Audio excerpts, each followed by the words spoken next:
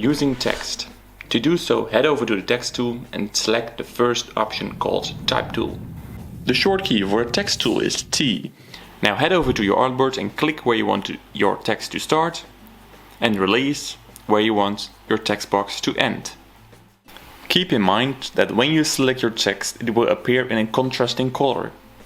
So if the color of my text is white, then when selected it will change to black, and vice versa.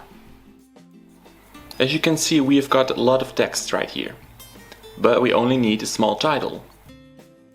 We could use this box or redo this, and instead of clicking and dragging on the artboard, you now just need to only click. That's way better. Now the advantage of clicking instead of dragging a text box is that a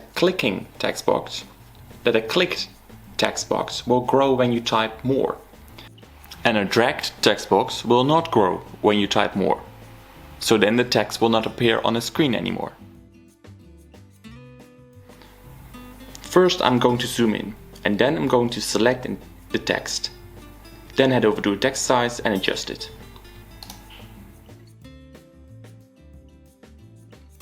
Now it's still not big enough, so I'm going to scale it even further. Now first I'm going to center the text, and now let's change the font. Let's see what other font options there are available. I'm going with this one.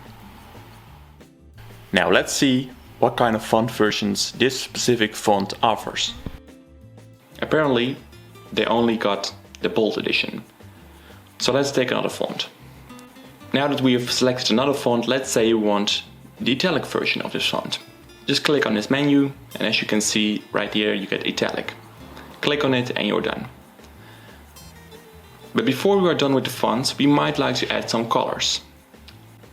So I would just change the fill to blue, and let's change the stroke to red.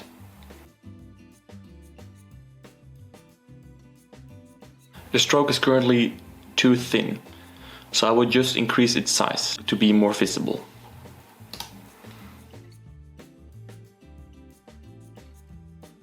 That's a little bit too much. So I'm just going to decrease the stroke size a little. That seems to be okay. Now let's continue with the next lecture.